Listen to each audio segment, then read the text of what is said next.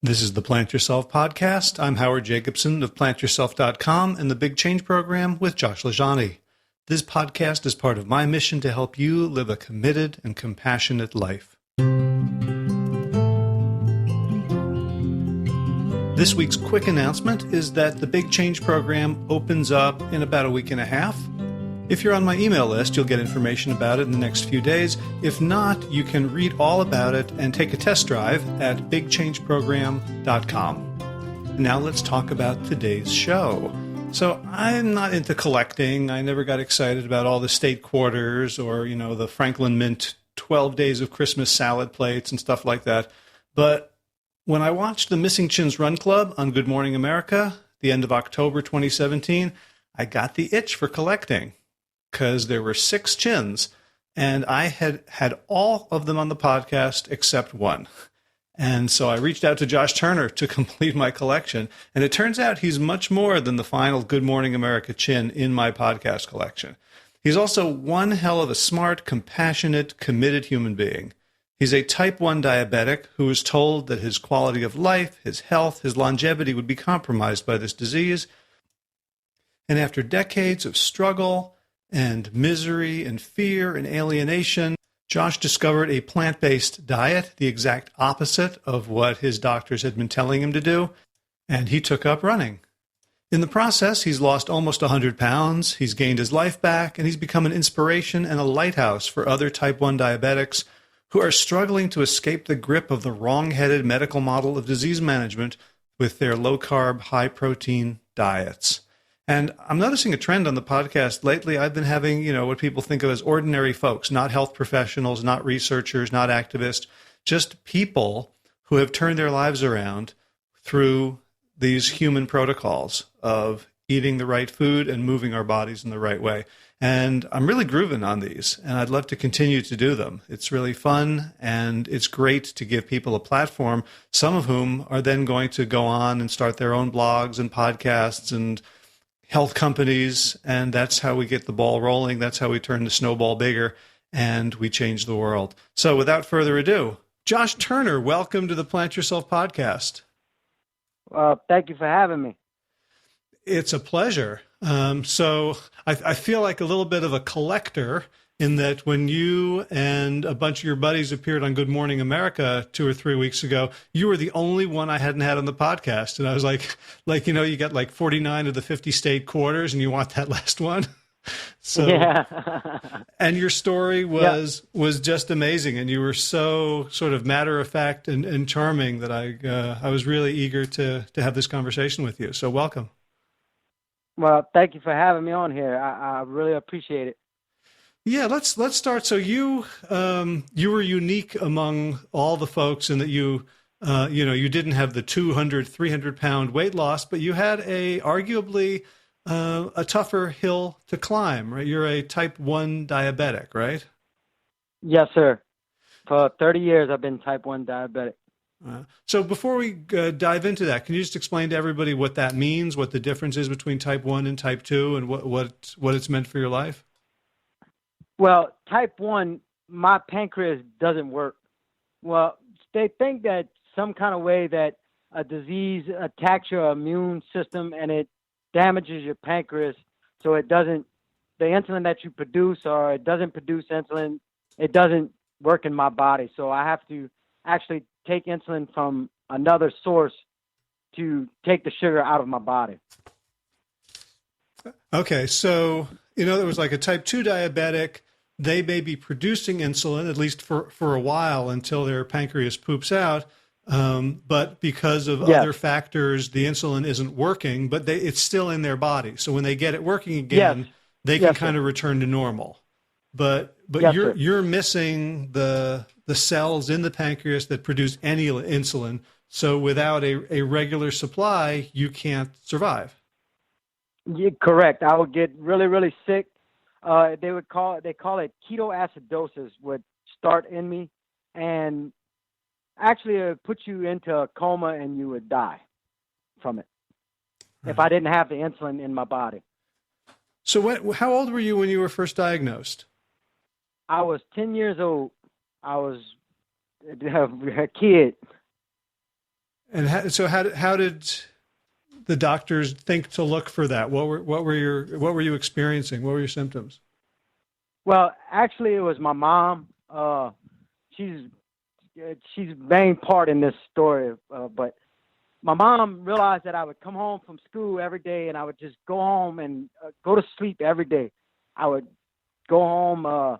She said I was thirsty all the time, and I think she had some friends that were diabetic, and they told her like I needed to go get checked. Well, they brought me to the doctor, and the doctor did some blood work and all, and I kind of remember it very well because the doctor comes in, and I really didn't even know what diabetes was. I was a kid. I had no idea what was going on or what he was talking about or whatever. But he tells me, look, I have to tell you that you have diabetes, and it's juvenile set diabetes. That's what they called it back then, juvenile set diabetes. And he says, your life is fixing to change, like totally. And I really didn't understand what they were saying, and I didn't know, like, and my mom's sitting there crying, and I'm like, well, what does this mean? And so they bring in another lady, and she starts saying, well, you have to go see another person for education and all that. And it totally blew my mind. I had no idea what was going on. And the doctor told me that I would have to start taking shots. I'm like, I had no idea what's going on. He says, what you need to do is go home and get you a grapefruit and start practicing giving yourself shots. So from day one, I started giving myself shots because my mom was definitely afraid of needles, and nobody wanted to touch needles in my house. So I had to actually start doing everything on my own.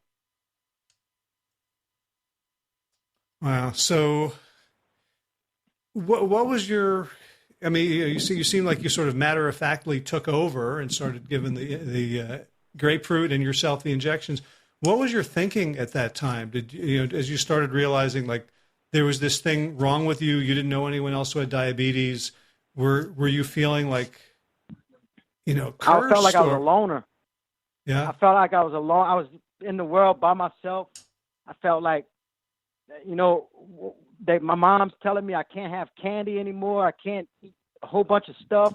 Like, you got to eat meat all the time. You got to, carbs back then, the nutritionist would tell you, do not eat candy. Do not eat a bunch of carbs. Do not eat this. Don't eat this. And to a kid, you're telling that's 10 years old, I can't have candy anymore. I can't do that anymore. And I'm like, I'm still a kid. I go to birthday parties and stuff. Like, it didn't really sink in until probably like a few months later when I started getting low blood sugars. Because what happens is your insulin, if you give too much, it makes your body go into insulin shock. And I have never, I didn't even know what that was because my sugars were so high when I first got it. But when I got one, it was scary because I didn't know what was going on. I was starting to shake, and I went to my mom. I was like, I don't know what's going on. And she's like, I think you're having a diabetic attack. And I had to I had to start going to classes and how to learn how to notice these things and all. And for a 10-year-old kid, it's kind of mind blowing that all that's put on my shoulders. Because like my mom and all really, they didn't really actually get what was actually going on with me. I don't think they cared about me, but they just didn't understand what was going on with me. And where did you grow up? I grew up in Thibodaux, Louisiana. Okay. So, knowing what I know about Thibodaux and its culture, food is a really big deal down there. Was it a big deal in your family when you were little? Oh, it was like many people say all the time, everything is celebrated with food in the South. Everything. Like you can't go to a birthday party, a wedding, even a funeral. It is celebrated with food. Everything is celebrated with food. And down here, it's mostly celebrated with a lot of meat, meat protein. And it's just overindulged here. Like all the time, it's just big old pots of all kind of crap food that people shouldn't be eating. So for you to not be able to participate in parties, it was kind of it sounds like kind of a big deal. Yeah, so and I'd go to birthday parties and I'd have to sit off to the side, and everybody was eating cake, and like my mom's telling me you can't have the cake, and I'm like, well, why can't I have cake? And after a while, I started getting why I couldn't have it, and I felt alienated from people I went to school with because I was taking shots when no one else was taking shots. So everybody's asking me, why are you picking your finger? Why are you doing this? So sooner or later, in your mind, you start saying, well, I'm not going to show people this. So stopped taking my blood where nobody could see what I was doing. So I just completely cut it out. I wouldn't even check my blood. And sometimes I wouldn't even take my shots at night. I was supposed to take 2 shots a day. I was taking 1 shot, and I was barely making it, I guess, at that time. It was a lot on a kid. Yeah, wow. And were you also prescribed blood regulation medicine, or was it just the insulin at that point? No, type 1 only takes insulin. Okay. I only took insulin, but they put me on it's something that protects your kidneys at the time. It's a blood pressure medicine, but I actually didn't have blood pressure problems at that time as a kid. But they put you on that to protect your kidneys. But the understanding of that, I never really asked why they do that. But I guess I should have, but I don't really understand it. Mm. So what did the doctors or anybody tell you, or what did you understand about the course of this disease at 10, 11 years old? Like did you have a sense of like what the trajectory of the disease and your life was supposed to be? Well, when I was younger, like most people said that diabetics didn't live long. So I had that always lingering over my head that, what do I expect? Am I going to live long, or what is going to happen with me? Like I had no really understanding what was any of this stuff that was going on. If that makes any sense to you, I don't exactly know how to explain it because it's crazy because I'm like a little kid and all this stuff is happening all at once. I'm going to this doctor, going to this doctor, and it's just over and over and over. And every week I'm going to the doctor taking blood work, and they trying to see what they're going to do, and it's a lot for a kid to deal with. If that makes any sense to you.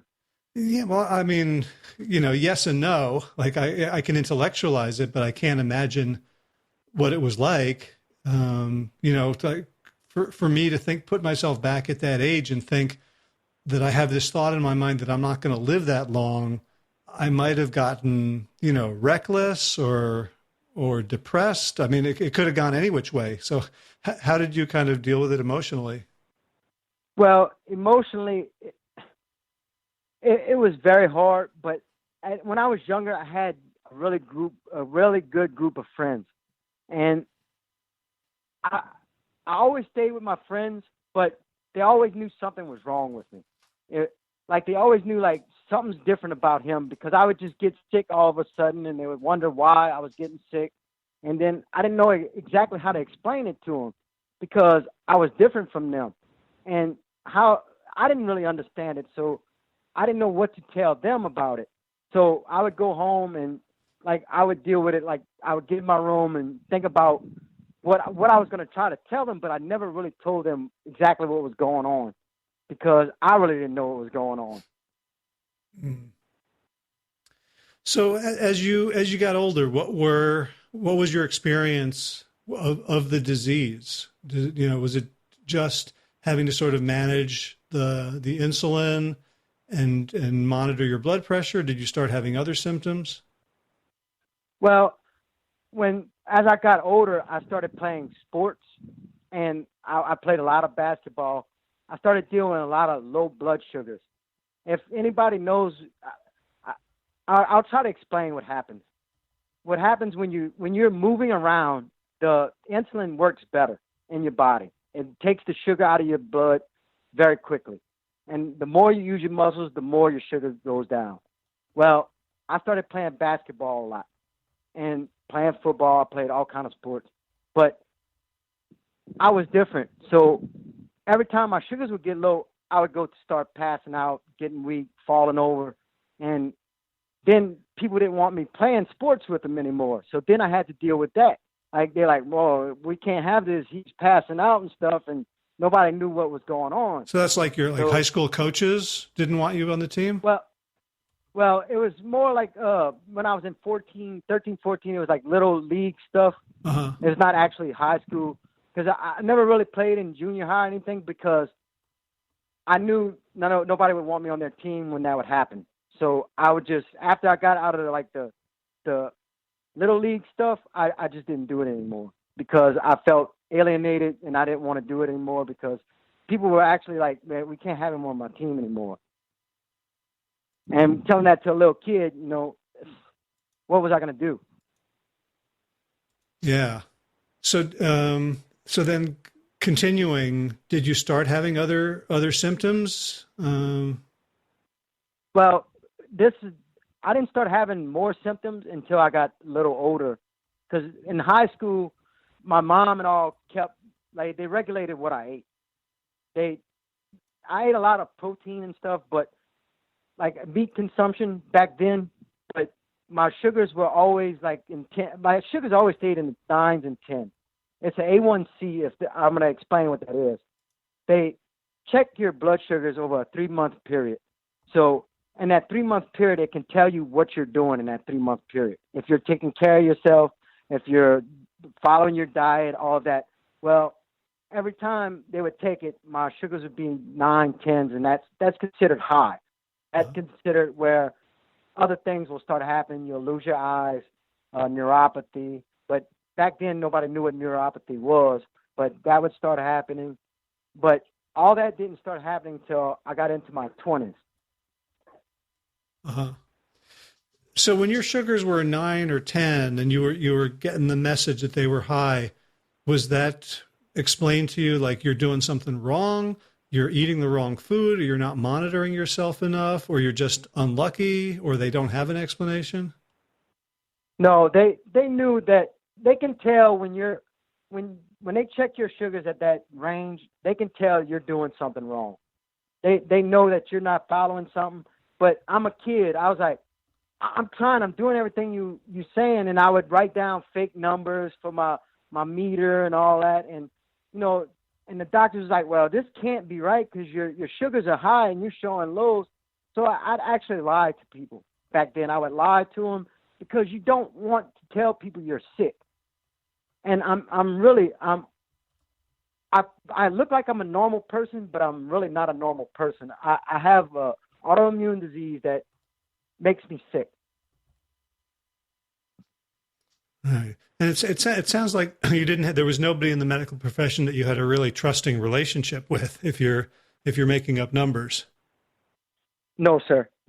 When I was growing up, it was my family doctor, and these family doctors they're not an endocrinologist. An endocrinologist specializes in diabetes. I didn't even know what that was until I was like 17 years old. And when you go to a family doctor, they don't really know what diabetes really is. So they're just guessing at stuff. They're like telling you to take a certain amount of medicine, and they don't really get it. But an endocrinologist, I finally started seeing one when I was 17, and I still wasn't ready to listen to anybody. I was trying to do my own thing, because I thought I knew better than them. I know my body. I know what I can do. They don't know what I can do. And I just kept doing stuff. And then I started getting where I was tired all the time. And my sugars, I started checking my ketones, and I had ketones in my urine, and that makes you sick. So I started getting sick when I was in my 20s. Mm. So when they were saying, you're not doing the right thing, were they giving you dietary advice and protocols? Well, they send you to a nutritionist, but when you go back then, like even a nutritionist, they would go by certain things, like you can't eat this, you can eat this, but they give you so small portions of everything. And like, as a kid, I'm hungry. I want to eat. I see other kids just eating what they want to eat. But the nutritionist is like, you can't eat that anymore. You have to eat these sizable portions. You have to eat this amount ounces of meat. You have to eat this a cup of rice or whatever. They were trying to limit to what I ate because the more sugar you eat, the more your sugars go up. That was my understanding of it. But now I have a big old outlook on that one. So were you trying to follow their advice, or I mean, was it just about frequency and size, or were they talking about like what foods you were allowed and what foods were really good for you and what foods were dangerous? Well, they told me I couldn't have any like I would have to say like Oreos and cookies. I couldn't have any of that. Uh-huh. That just went away. They wanted me to eat high amounts of protein. I think it was like 8 ounces of meat back then. And I was like, wow, man, I can eat a big old steak. And it's like little bitty sized portions of fruit. They didn't even want me eating fruit too much. And I'm like, and I love fruit. So I was like, man, I can't even have fruit anymore. Because back then they said that there's a lot of sugar in that. But now I have a better understanding of what everything is. Back then it was just, they really didn't, I guess they didn't understand what it was. Mm-hmm. Well, most endocrinologists still don't, right? Yeah, because sometimes it seems like they're just guessing at things. And I know it confuses me a lot because I'm like, well, like they look like they're confused. So why am I listening to what they're saying if they look like they're confused? But I'm going to say they do have some out there that are very knowledgeable of things. All right. So in your 20s, you started getting sick. What were the worst symptoms that you had? I actually had to have, I think it's called retinopathy. It's my eyes, the blood vessels in my eyes were starting to rupture. So I had to have laser surgery on my eyes. It was in my late 20s. And my sugars were still high. Like they've always been high until recently. But they've always been 10s, 9s, and that's still high. But I started developing numbness in my hands too. And what that is from, it's because your sugar stays so high all the time, it starts damaging your nerves in your body. And when that starts damaging your nerves in your body, if you do not correct that, your hands can stay numb for the rest of your life. Your feet, your hands, a lot of that stuff. And the doctors were like, well, you need to start doing something better. And I thought maybe if I start thinking about what I ate more, but I'm still not listening to anybody because I'm like, man, really I didn't want to live back then, to actually be honest with you, because who wants to live giving yourself 6 shots all the time and all this stuff? And it's crazy because all that's thrown on me, and it felt like I was the only one in the world dealing with that because I didn't know any other type 1s. There's not that many type 1s out there. I think it's 450 million type 2s, 15 million are type 1s. So what's that? That's a big difference there, you know? So you're sort of hanging on. You didn't really want to live, but it sounds like you're sort of going through the motions a little bit. Yeah, I was kind of giving up. Yeah. So what was the impetus? I know I listened to you on another podcast talking about a doctor who actually talked straight to you. Well, that's one day, like this is when my hands were starting to get where I couldn't even sleep because my hands would hurt so bad. The neuropathy was so bad. And I was talking to one of my, she's a friend I had, and she's like, you really need to go talk to a doctor. Like, you need to go see a doctor. So I actually found an endocrinologist in Thibodeau, and I went to see him. And he checked my blood and all that, and all this stuff. And I was telling him about my hands and all. And he got my blood work back, and he tells me, your blood work is high. It's in 10s, 9s, or whatever it is. But he said, that can be fixed. But he said, you have to actually look at yourself. He said, look at you. He said, you need to fix this. And something sunk in my head that day, like, man, I never had anybody tell me that besides my family and friends. Like, my friends and family picked on me, oh, man, look, you ain't got no chin. Look at you, your chin sitting on your shoulders. And, but for that doctor to tell me, for somebody I had never met before, on the first day to tell me, like, look at you, look how you look. I said, how did you look something today? How did you look? I was 235 pounds, and I'm 5'4", so 235 pounds on a 5'4" person, that is a lot of weight on a short stature. Like, my face was ballooned, my stomach, I was in a 2X shirt. I was huge. I was really big.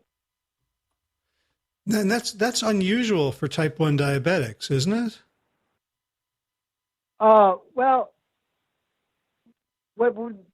type 1s, I'm going to tell you why most type 1s are skinny. Because their sugars stay at such a high range. Like, if you get into like the 13s or 14 A1Cs, your body starts eating your fat away because it's trying to get all that out of your body. It's trying to compensate. So what that does, it starts making you skinny. It's called ketoacidosis. You go into ketoacidosis, and when you do that, the fat, it starts eating your fat away. So most type 1 diabetics are skinny because their sugars are high, over a 10 range. That's why I started getting big, because I was eating all this stuff, and I was taking the sugar out of my body, but the weight was staying on me, if that makes any sense to you. So yeah, what you're saying is like the thing that people try to do now to a certain extent, not necessarily to go into ketoacidosis, but to go into ketosis, which is sort of similar but not as bad.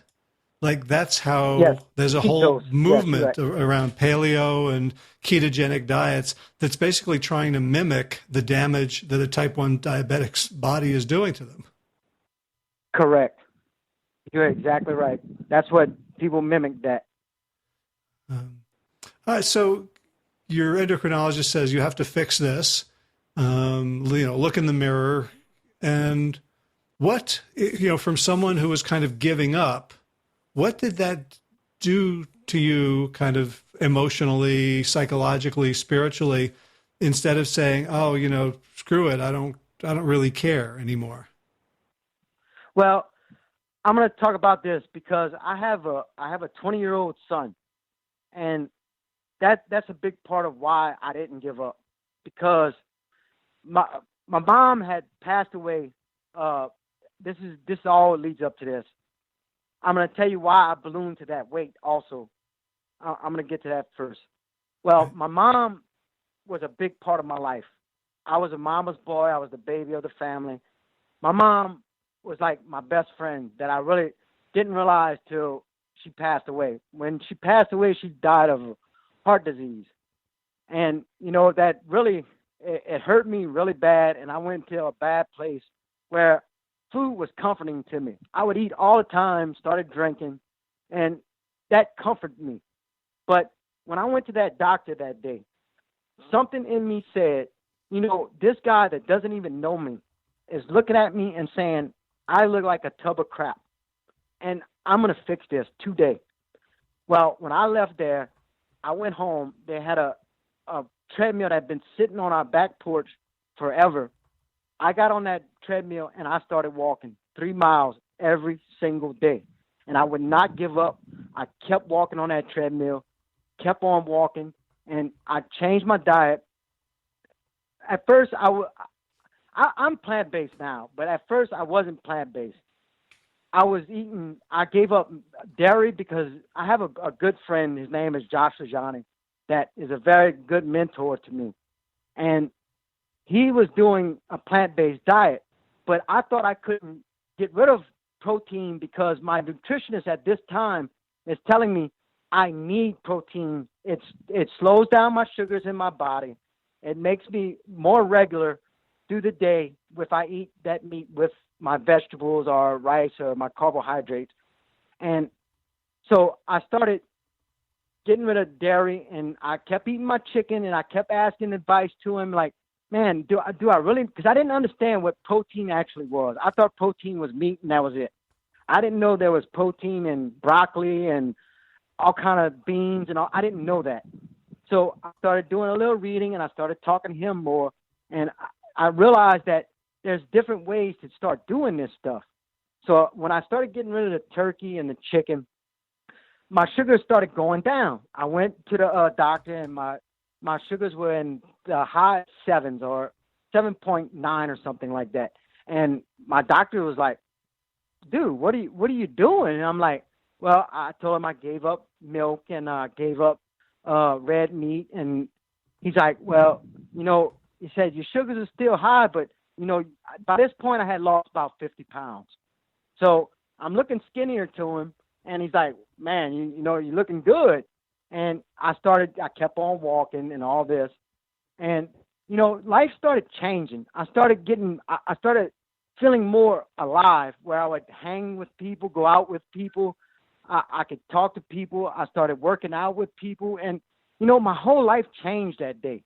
From going to that doctor and him telling me, you need to do something with yourself. And I said, you know what? I'm going to do something with myself.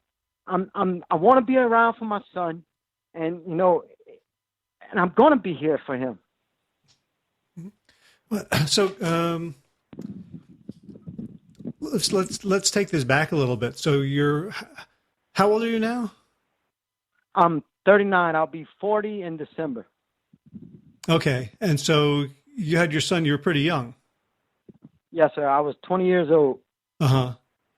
And I don't want to get, too personal, but, were you married to his mother? No, sir. I was young, and you do things when you're young, and I had a wonderful son out of the deal. Yeah. So I'm thinking, because I was thinking, like, at that point, it might have been hard to, like, get married and commit to someone thinking that you weren't going to live very long or have a high quality of life. Well, I'll touch on bases on that too, because I see where you're going with this. Because actually, I'm single right now, because all through my life, when I've got like a significant other, it takes a toll on a person to be with a type 1 diabetic, because when I have low sugars or something like that, people do not understand what that is. They think that you're going crazy, that you're possessed or something. They don't understand what it is. So every girlfriend I ever had in my whole life, they left me mostly because I'm type 1 diabetic. Mm. And it hurts to say that, but it does take a toll on somebody being with a type 1 that's not controlled. Uncontrolled type 1 is very, very scary for a person. Mm-hmm. Gotcha. But so I assume you were always sort of in your son's life, and Yeah, yes, sir. I've always been in his life, and because at a young age, my dad, he left my mom, and he was never there. But my stepdad took over, and he was the wonderfulest dad that a person could have. And I was never going to let my son be that way either. Mm. I want to be there with my son, and I've always been in his life. Right. So at this point, I guess your mom had passed away. You were in mourning over her, and it sounds like you sort of saw the next generation, and that you didn't want your son to grow up grieving for a parent who died from something that could have been maybe prevented. Yes, sir. You're correct. And he always would tell me, Dad, you need to start eating right. Dad, at this point, I was smoking too, and he's like, you need to quit smoking. You need to stop all this. And I never really listened to him until, it all started making sense that day. Like, I want to be around for everybody. I don't want people, because when my mom passed away, it was something I had never dealt with before. Somebody that close really passing away, and that was my heart, that I didn't want other people to see me pass away when I didn't have to pass away, that I could change what I was doing. Right. So you had this doctor. You'd had a whole bunch of doctors before that. Why do you end up listening to Josh LaJaunie, who's a sewer operator, a trailer park manager? Like, what gave him credibility with you? Me and him were best friends growing up, and I kept looking at him, and I'm like, man, he's super skinny, he's super healthy. I'm like, and so I started asking him questions of what was he doing, and he would tell me, but he would give it to me slow, He would tell me, look, if you can't just give this up, just start doing it. Just, try to give this up. But every time he would tell me something, he always would say, plant-based is the key. Plant-based is the key. So what I would start doing, I don't know if you want me to get into that right now. I was going to tell you how I was doing experiments with my blood sugars that made me really, it clicked what he was telling me to do. I started doing. Yeah. Well, but for folks who don't know Josh, it's not like he's always been skinny and fit and fast. So if you were best friends with him growing up, you knew him as like the big guy. For decades. He was the big guy. Yeah, he was the big guy, and I actually, when we was younger, I was the little guy. So he was always chasing me around on the football field. So he was the big guy. He was always blocking for me. And, when I started seeing him changing, I'm like, wow, my friend, he's always been big, but he's looking like, if he can do that, why can't I do that? And I started asking him, and he's very receptive to talking to people. And, that's what's very good about him. And I'm not trying to toot his horn or anything like that. I'm just telling you what happened in my life. And he was a part of my life. So that's why I'm telling you about him. And, I don't want everybody to think that I'm tooting his horn or anything, but he's a very good guy, and he knows what he's talking about. Yeah. So he started telling you this stuff to do, and you started mentioning that you started experimenting. So what did you do, and what did you discover? Well, what I would do is, my sugars, when I started doing walking and all, I started seeing that my sugars would still be high early in the morning. When I'd wake up, my sugars would be 230, 300 all the time. Well, in a diabetic, what you got to do, you got to take insulin to make that sugar come down.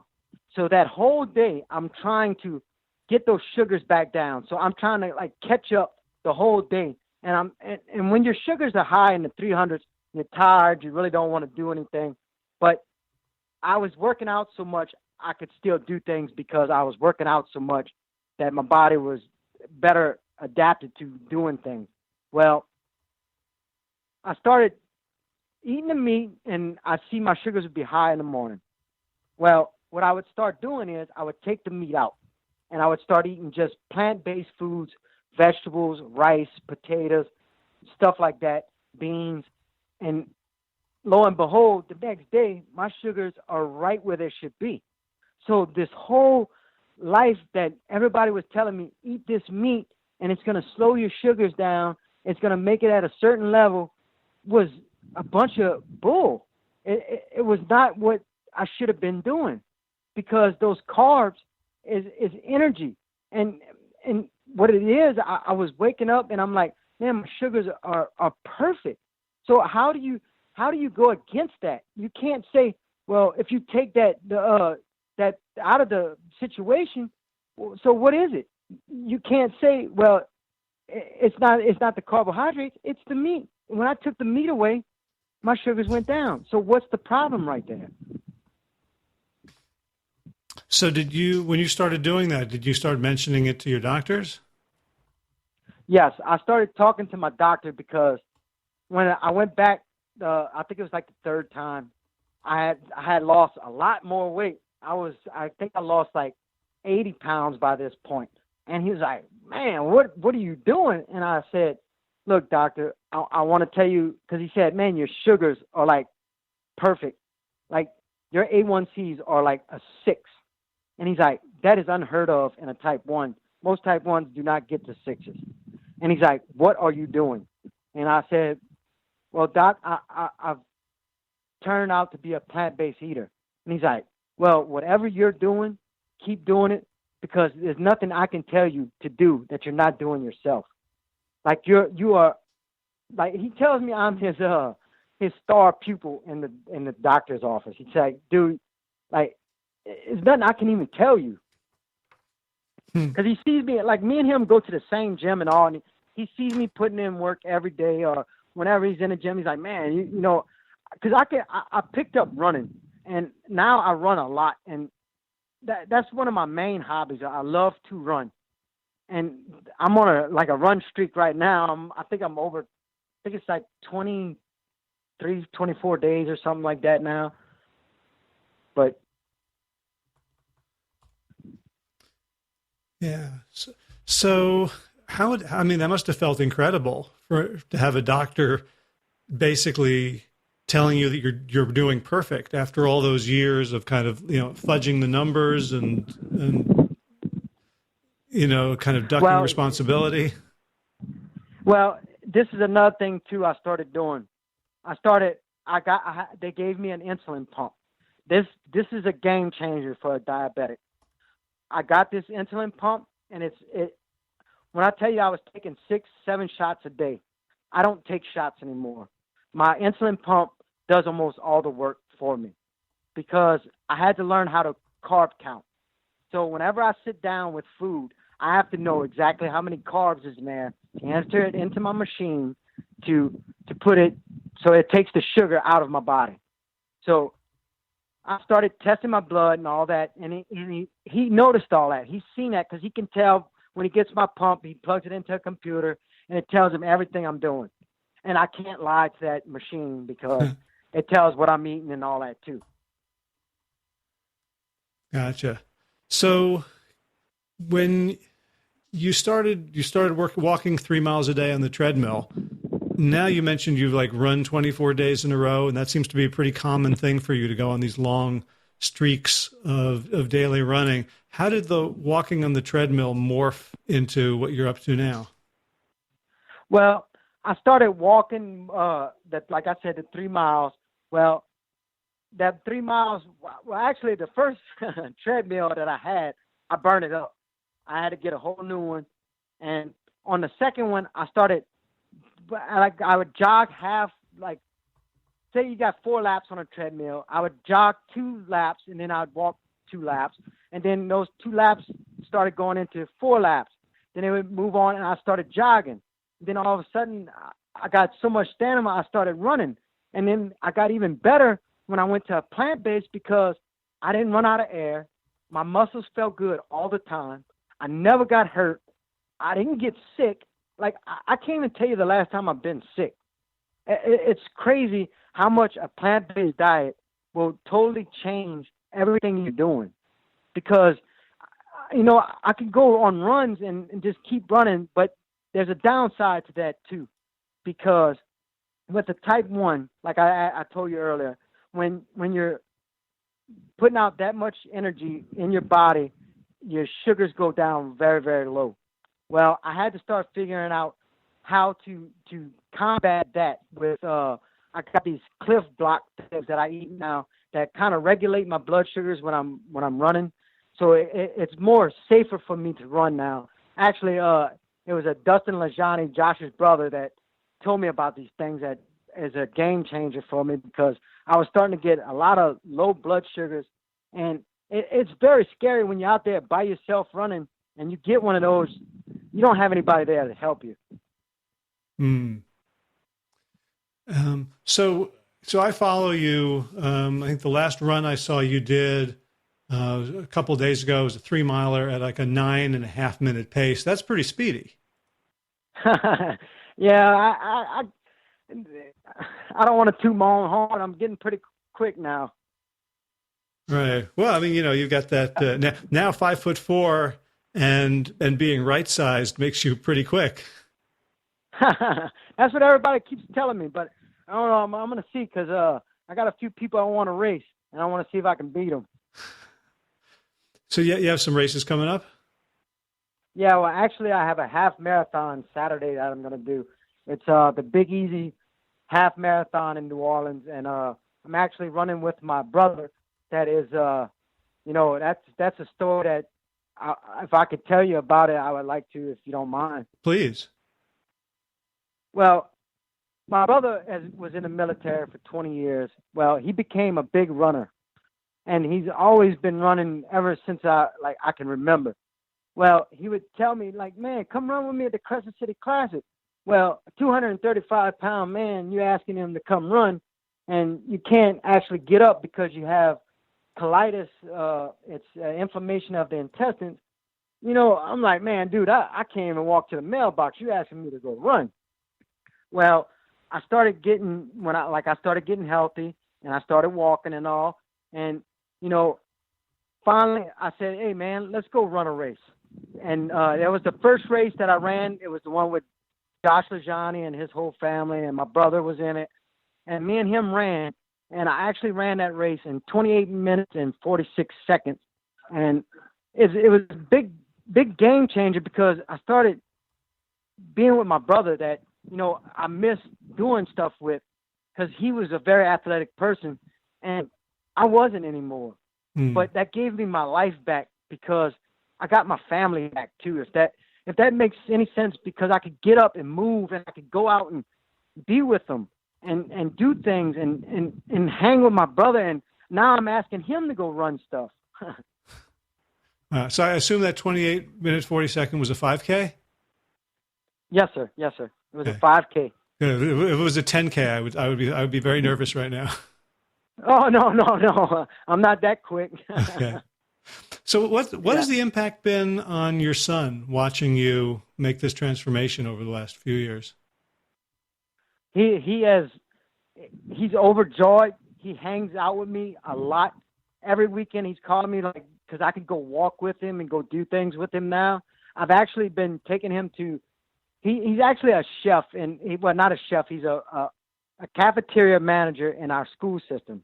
Well, he's big in food, so I'm showing him like vegan restaurants and all. I bring him, and he's very intrigued by the food, and he's intrigued that I could go and bring him do these things now. And I'm trying to get him to come run with me, but he's not too big into running yet.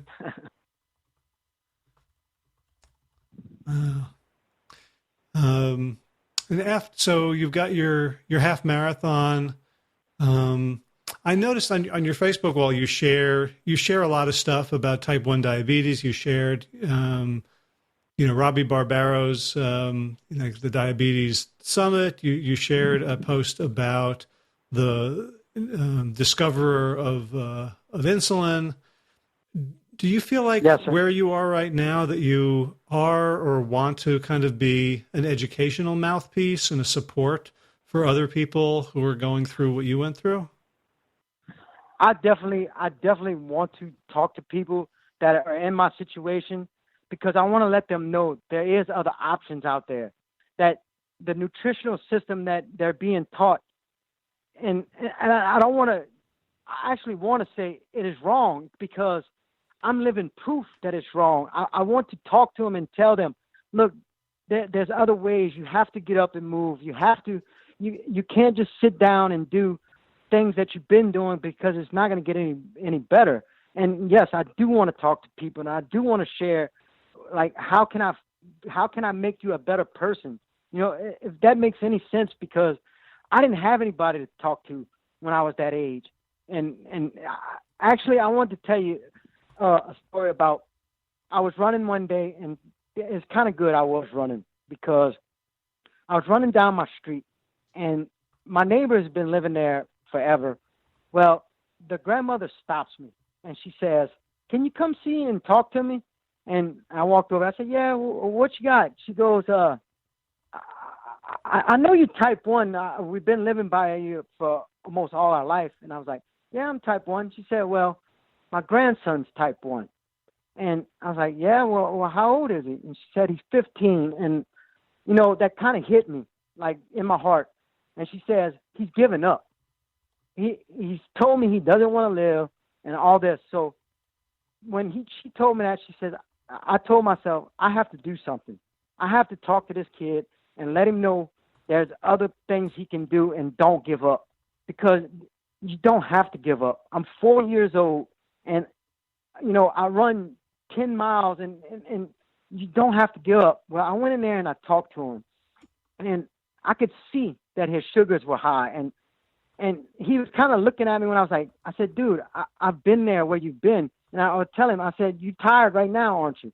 And he was like, he knew what I was talking about, because I've been there. And I was telling him, look, me and you can do things, and I'll show you what you can do and all this. And that's what I want to do in life. I want to show people there's other ways to do things besides if they give up the meat consumption. Type 2s can be totally cured from this, but they have to move too, because it ain't just going to go away. And type 1s, it will give them their life back, because most type 1s, their sugars are high, and they're just living this uncontrollable life. And I want to tell them about what they can do. Right. And you mentioned, when you were playing a lot of sports, you were kind of going into, hypoglycemic episodes. And the flip side of that, of course, is if you're monitoring well and you're really active, you need a lot less insulin, because being very physically active improves the efficiency of the insulin that you are taking, right? Correct. You're totally correct. It cuts down on insulin consumption. It cuts down on how many pumps I need. But there's another side to that too. When I became very more active, I eat a lot more, because I'm eating caloric density foods. So I'm eating a lot more carbs, if that makes any sense. So I have to use that insulin to take that sugar out of my body, because I'm running so much. I have to eat more carbs. So the insulin's still about the same with me right now, because I'm eating a lot more carbs. Uh-huh. Gotcha. So after your half marathon, do you have other races in your future?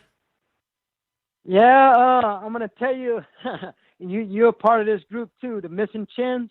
Yeah. Well, I've actually, I've signed up for the Louisiana half marathon this year, coming up in January the 14th.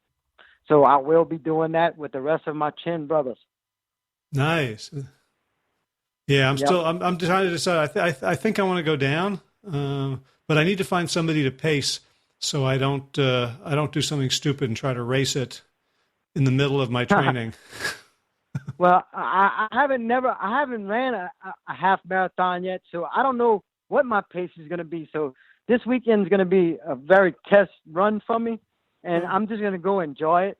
But the Louisiana marathon, I'm gonna go give that run a hell. Awesome. So you don't want to pace me. Cool.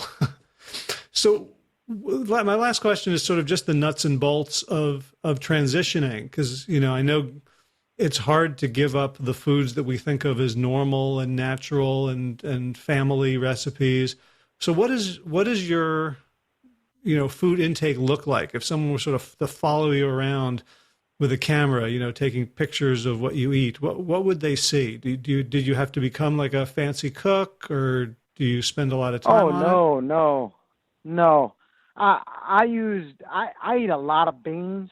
Like most people wouldn't want to eat what I'm eating for breakfast, but that's what I eat now. I eat salads for breakfast. I'll eat fruits for breakfast. I'll eat beans for breakfast.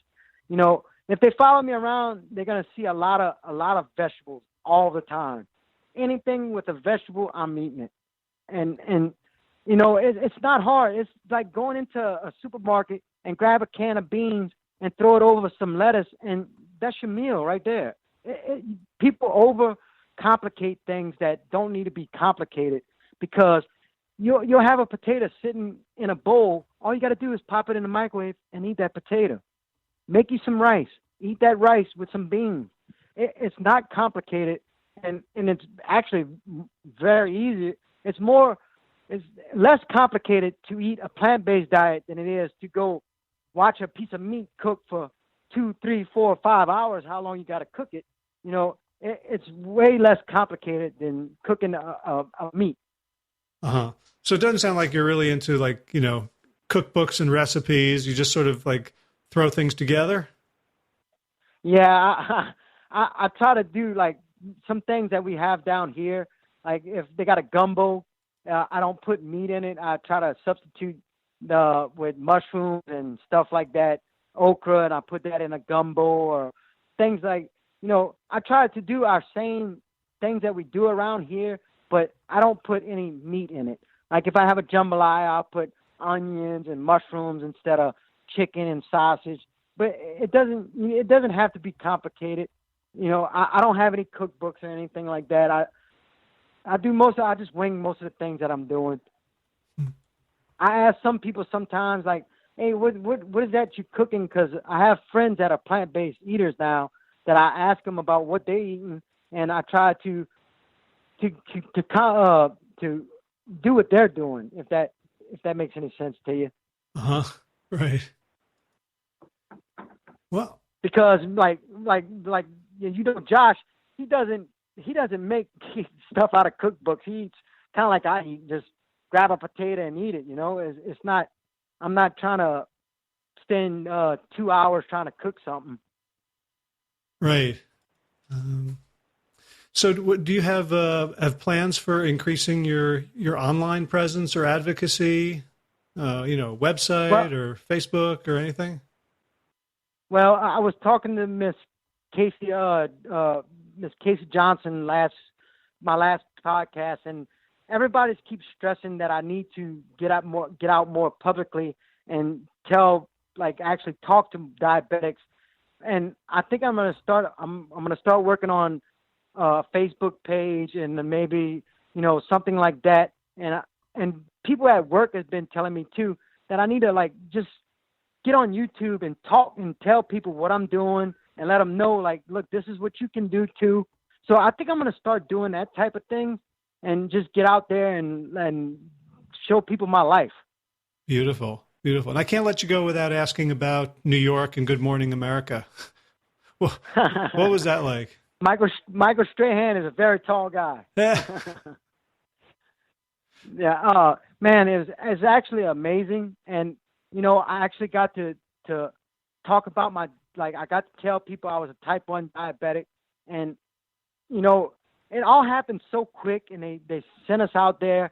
And, I'm actually more nervous to talk to you than I was nervous on that show. I was not nervous at one moment on that show because, I was there to tell the world about type 1 diabetes. And I thought, if I tell people type 1 diabetes, I might reach one person to get to talk to me, and maybe I can help them. And that was my main goal, is to try to help someone. Yeah. And man, New York is beautiful. Well, I loved what you said. It really is a city that doesn't sleep. Yeah, I think it was Michael who was asking you, you lost 97 pounds, and he was like, his thought process was, oh man, only 3 more to go. And you're like, this wasn't about the weight loss for me. No, when I started this, it was never about weight loss. It was trying to get my type 1 diabetes under control. And then when, the weight was just a plus. When I started seeing that come off, I'm like, well, that's another part of it. And I kept doing it. I kept working out, and it kept falling off. I kept eating right, and it kept falling off. And, like I told him, I was like, he said, man, we only got 3 more pounds. I'm like, look, man, I can't lose anymore because I'll be way underweight. And I need all the weight that I got on me to do these long runs, And it was a great experience because we actually got to get on the show and tell people about plant-based diet, that most people don't understand, that food is medicine, and it could cure you. It helped me get to my sugars under control. Type 1 diabetics type 2 diabetics can cure themselves from just the food that they eat. Like a lot of things can be cured, and that's what I'm glad, like all my other brothers got to share that with people. And, they can reach out to them and say, well, look, man, let me talk to you. And I know I'm rambling on, but that ain't what you asked. But I just want to tell people that this lifestyle can cure people. Yeah, well, after your appearance on national television, I'm hoping you'll get a book deal. And 'cause I don't know too many people who are spreading this message. There is that Mastering Diabetes Summit, but for you, from someone from the Bayou who grew up a certain way, and you're still there, right? You're still in the same community, in the same culture. You're still making gumbo and jambalaya. You haven't changed at all in meaningful ways, and you've changed completely. It's like you're kind of a bridge. Yep. Yes, sir. That you said, you hit the nail on the head. So, well, it's so good to talk to you. I want to add my voice to the chorus of Casey and your friends and family and doctors who are urging you to open up the floodgates of your advocacy, because I think you're going to reach a lot more than one person every time you reach out and speak and present and share your story. And I'm so grateful that you took the time to share it with us today. I'm glad you talked to me about it, because the more I talk about it with people, the more they'll understand how they can cure themselves. Right on. And you have nothing to be nervous about. All right.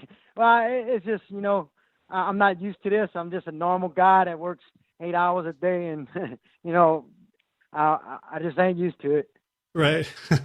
Well, yeah, you weren't used to walking 3 miles a day when you started either, right? So it's just another thing to level up to. Yes, sir. Well, Josh Turner, thank you so much for taking the time today. And thank you. I really appreciate you talking to me. All right, and I look forward to meeting you in Baton Rouge. I'll be looking forward to it. All right, take care. All right, buddy. Thank you. If you enjoyed this episode of the Plant Yourself podcast, please subscribe and leave a review on iTunes. For more information about the Big Change Program, led by me and Josh Lajani, visit bigchangeprogram.com. Again, that's coming up soon. Be sure to check out the show notes for today's episode with links to everything we talked about at plantyourself.com/249. If you're new to the show, you can catch up on 248 archived episodes over at plantyourself.com. Big thanks to Kelly Machia, who has provided us with 2 new transcripts, one for Peter Bregan's conversation with me and my son Elon, and one for the recent conversation with Dr. Michael Clapper, which I've gotten a lot of feedback about. People have just fallen in love with the good doctor and his common sense and his heart. Dr. Bregan's podcast is number 231, and Dr. Clapper is 246. And you can just append those numbers after plantyourself.com, as in plantyourself.com/231 for Peter Bregan and plantyourself.com/246 for Michael Clapper. You can read the transcripts online, or you can download them in beautiful PDF format. So do you remember podcast number 197? That was my interview with author Scott Carney, who wrote What Doesn't Kill Us. He was talking about the work of Wim Hof, among other people, whose wellness protocol includes cold exposure. And so I had a little video of myself doing some of that cold exposure, and you can find that the show notes for today's episodes. I'll throw it down there right at the bottom of today's show, number 249. So if you'd like to see me pour an ice bucket of water over my head in 0-degree temperature, that will be fun. In garden news, a sad day today. It was the first day that was warm enough for my wife to do some bee work, and she discovered that another one of our hives is dead. It looked like there was plenty of honey, but it was just too cold for them to move from the super where they were living to the super that had all the honey. And so another hit to our pollinator friends. In running news, give me a shout if you're planning on participating in the Louisiana Marathon this coming weekend in Baton Rouge. I'll be running the full. I will be running slowly, by which I mean I'm not going to try to race it or get a PR. I'm just going to hang with a group of the Missing Chins. And I'll also be doing some sort of talk, maybe a podcast talk at the expo on Saturday. So if you're around, I'd love to meet you and say hello. And now thanks to Will Ridenauer for allowing me to use his beautiful song, Sabali Dawn, the Dance of Peace. You can hear more of his beautiful music at willridenauer.com. And now let's thank all the Plant Yourself podcast patrons. Kim Harrison, Lynn McClellan, Anthony Disson, Brittany Porter, Dominic Marrow, Barbara Whitney, Tammy Black, Amy Good, Amanda Hatherley, Mary Jane Wheeler, Ellen Kennelly, Melissa Cobb, Rachel Behrens, Christine Nielsen, Tina Sharp, Tina Ahern, Jen Volkanovsky, David Bizek, Mysterious Michelle X, Elizabeth Feldman, Victoria Dolan, Leah Stoller, Alan Christensen, Colleen Peck, Michelle Andrew, Josina, Julianne Roland, Stu Dolnick, Sarah Durkis, Ryan the Circus, Kelly Cameron, Wayne Pedersen, Leanne Peterson, Janet Selby, Claire Adams, Tom Franzik, Jeanette Benham, Gila, Sarah David, Donahue, Blair Cyber, Dorwin Avizo, Gio and Carol Margentati, Judy, Jody Friesen, Ruth Ann Funderburg, Misha Rosen, Michael Warbeck, the equally mysterious Tracy Z, Alicia Lemus, Rebecca Hughes, Val Linman, rhymes with cinnamon.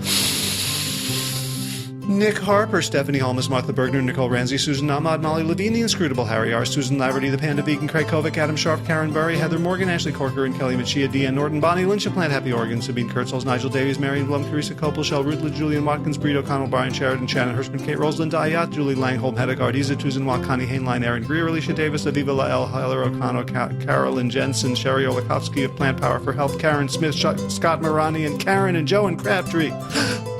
Karen and Joe Crabtree, for your generous support of the podcast. That's it for this week. As always, be well, my friends.